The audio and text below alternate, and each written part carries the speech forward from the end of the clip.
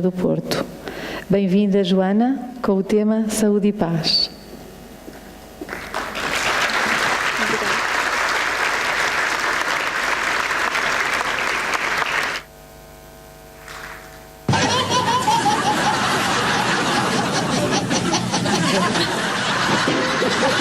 Essa era para ti, hein?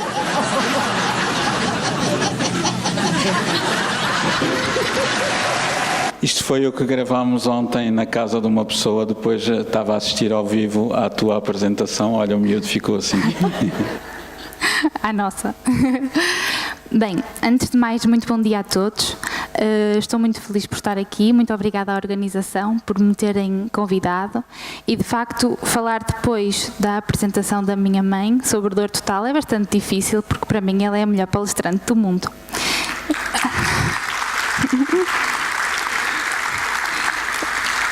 E então, hoje vamos falar sobre saúde e paz, que foi o tema que me foi proposto. Então, saúde e paz. Nós pensamos nos dois termos e, à primeira vista, não têm assim muita relação. Mas vejamos as suas definições. Saúde, quanto à definição de saúde, a Organização Mundial de Saúde define-a como não apenas a ausência de doença, mas também como uma situação de perfeito bem-estar físico, mental e ainda social. A definição de paz tem várias definições, entre as quais quietação de ânimo, sossego, tranquilidade, ausência de guerra, concórdia e ainda boa harmonia. Então, Emmanuel traz-nos a sua definição de saúde, dizendo-nos que a saúde é a perfeita harmonia da alma, ou seja, a perfeita paz interior. Então aqui conseguimos perceber perfeitamente a sua relação, a relação entre saúde e paz. Mas conseguimos perceber ainda mais outra coisa, que é que a saúde vem da alma. Então, a paz, a harmonia da alma no espírito, plasma-se através do pensamento, quer no perispírito e depois tem reflexos no corpo físico, levando então à saúde. Então, vamos ver como é que tudo isto acontece, qual a visão da saúde nestes termos, não é? E vamos ver o que diz o Espiritismo, através dos ensinamentos de André Luiz e de Emmanuel, através da psicografia do nosso querido Chico Xavier. E depois vamos compará-las e comprová-las com investigações científicas através de inúmeros investigadores prestigiados, entre elas a doutora Candace Pert, o doutor Kazuo Murakami, o doutor Masaru Emoto e entre outros. Comecemos então por o que diz o Espiritismo sobre isto. Emmanuel, no livro Pensamento e Vida, diz-nos que todos os sintomas mentais influenciam as células em estado de mitose, estabelecendo fatores de desagregação. E André Luiz corrobora esta informação, dizendo-nos que as células são animáculos infinitesimais que se revelam domesticados e herdeiros na colmeia orgânica, obedecendo ao pensamento simples ou complexo que lhes comanda a existência. Mais uma vez, Emmanuel continua que realmente estes bilhões de células ou individuações microscópicas obedecem sobretudo a um comando, a mente. Então, de facto, vimos o papel da mente na interferência celular, na interferência das células. E agora vamos ver o que a ciência diz relativamente a tudo isto. Bem, Dr. Michael Ruff, que é um eminente imunologista, corrobora perfeitamente destas informações trazidas pelos espíritos. E então, diz-nos que o pensamento e o sentimento podem afetar o movimento, a divisão e outras atividades celulares. E então que o estado emocional, esse sim, é o principal agente. Através das investigações do Dr. Masaru Emoto, em que ele portanto, através do pensamento, imprimiu à água muitas digamos, placas de Petri, ou seja, muitos recipientes com água, emitiu um pensamento e então depois foi analisar qual a repercussão desse pensamento na formação dos cristais da água. E emitiu quer pensamentos positivos, quer pensamentos negativos. E vejamos a enorme diferença entre eles. O cristal que se formou com um obrigada, o cristal que se formou com a verdade, com o amor pela humanidade, com a esperança. E vejamos o cristal da paz, quão belo e singelo. E, por outro lado, vemos a diferença nos cristais, quando ele imprimiu à água o pensamento de guerra, de maldade, de ódio. Então, isto pode-nos levar a refletir. Se Masaru Emoto conseguiu, através do pensamento, imprimir todas estas mudanças na água, não é? Externas ao nosso corpo, quanto o que nós conseguimos com o nosso pensamento nas nossas próprias células também é perfeitamente possível e ainda é, portanto, ainda se verifica ainda mais. E digamos que se pensarmos que cerca de 60% a 70% do nosso corpo é constituído por água, vemos sem dúvida que o pensamento simples ou complexo comanda as células, como André Luiz nos dizia. Agora vamos passar também para outra informação que André Luiz nos traz, que diz respeito às substâncias magnetoeletroquímicas que nos fala.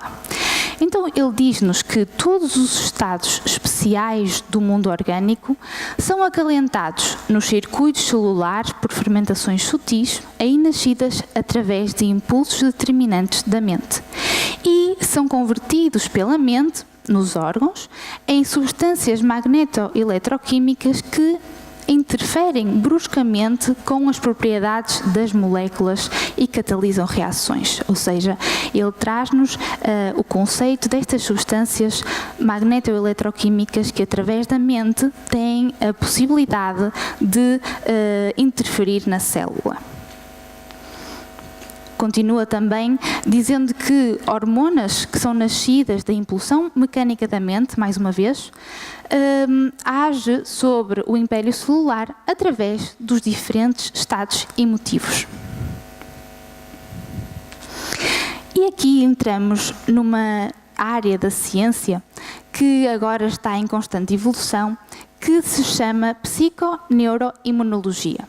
A doutora Candace Pert, que foi a investigadora que descobriu os receptores opioides, ou seja, da morfina e etc, ou seja, uma investigadora de renome, debruçou-se sobre este tema e fez dele o seu projeto de vida. E escreveu um livro que se chama Moléculas da Emoção. Então, o que é que nas suas investigações ela foi descobrindo? Ela descobriu que o cérebro, o sistema endócrino e o sistema imune estão em perfeita comunicação. Que, no nosso caso, não é, o cérebro, que ela diz que é onde são formadas as emoções, mas que o cérebro consegue comunicar quer com o sistema endócrino, quer com o sistema imune e vice-versa. Ou seja, as emoções têm repercussões no nosso corpo físico.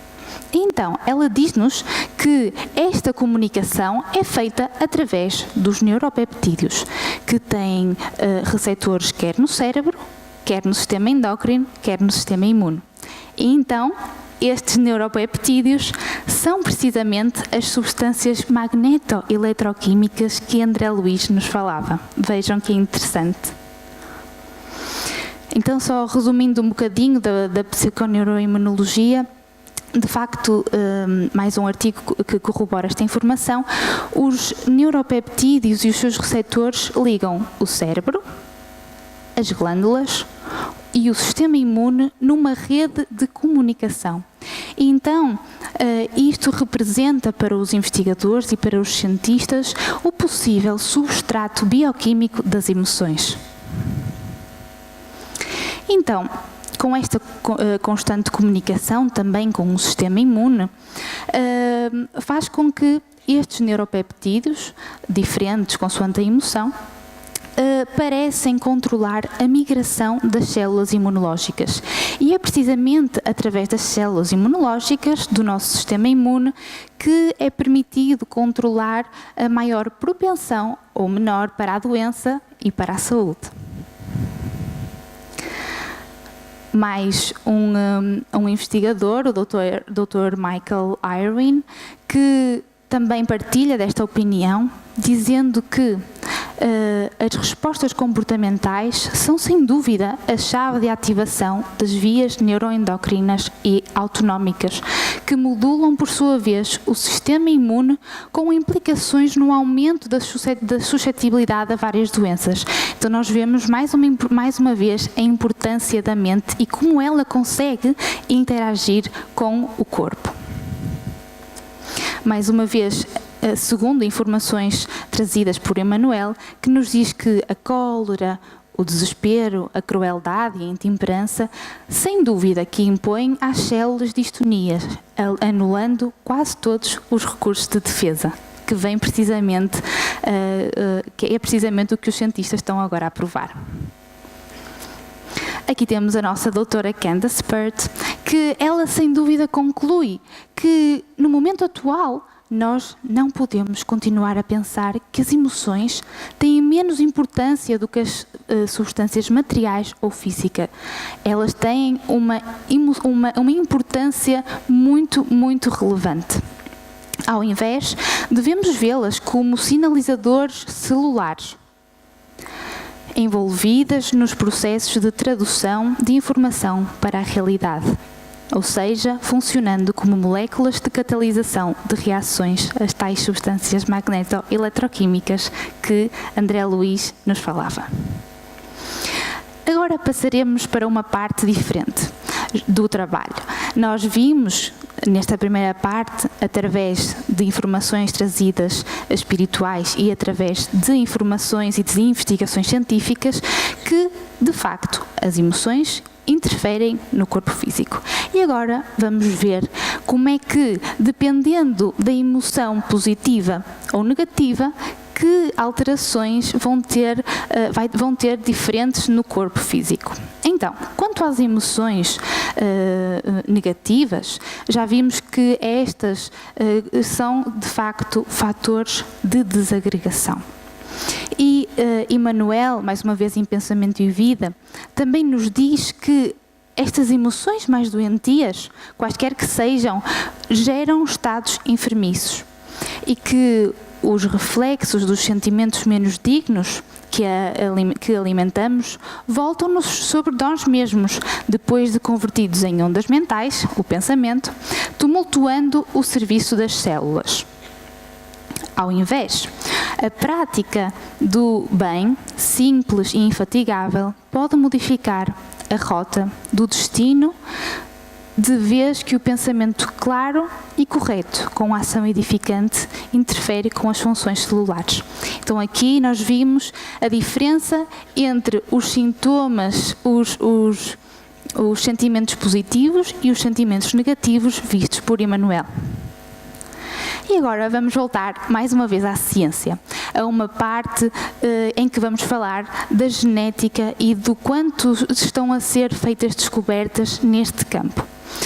Kazuo Murakami, que eu mostrei a fotografia dele num dos primeiros slides, é um geneticista que escreveu um livro que se chama Código Divino da Vida.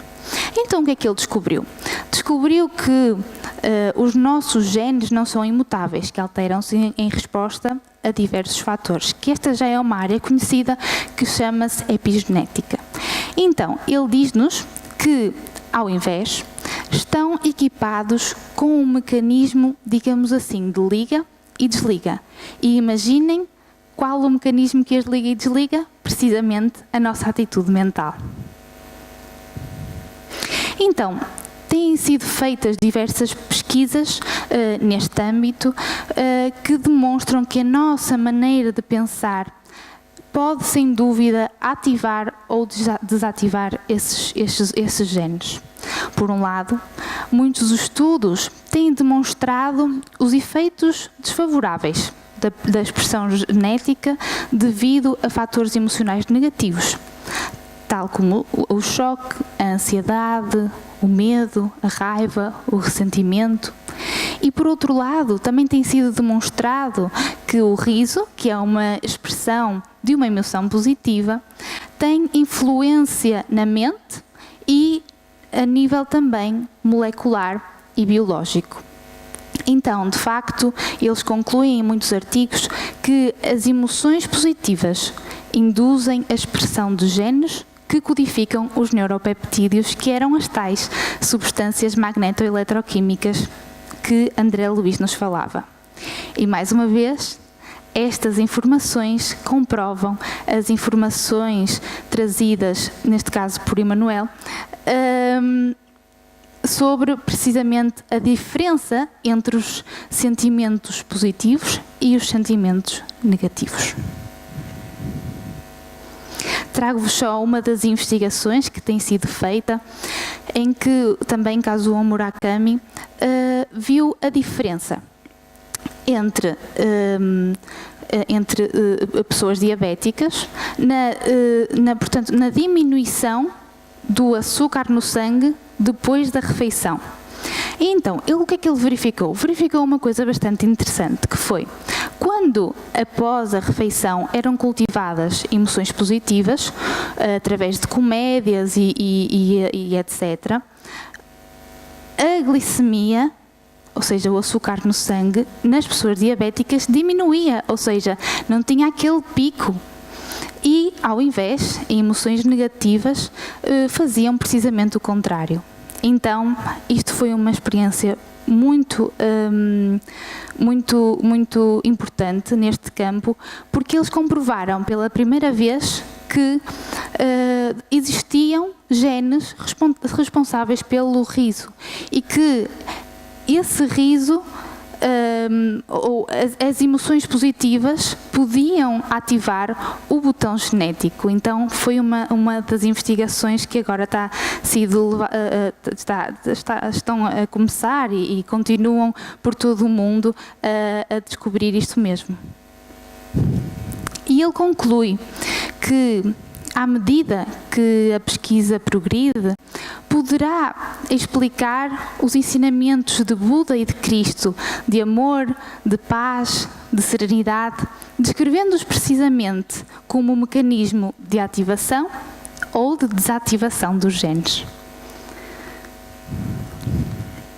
Então, para concluir, Emmanuel diz-nos que, de facto, não nos esqueçamos assim, que apenas o sentimento reto pode esboçar o reto pensamento, sem os quais a alma adoece pela carência de equilíbrio interior, imprimindo no aparelho somático os desvarios e as perturbações que lhe são consequentes.